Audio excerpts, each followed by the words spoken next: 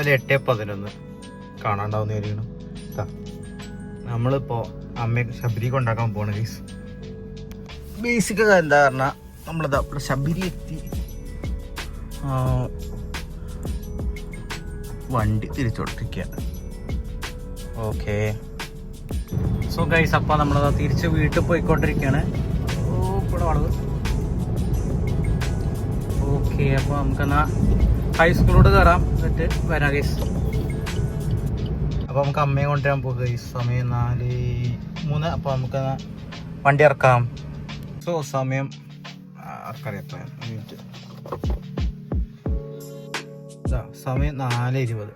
ഇവിടെ ശബരി സമ്മർ സ്കൂളിലുണ്ട്. എവിടെയാണ്? ഇതാ കണ്ടില്ലേ?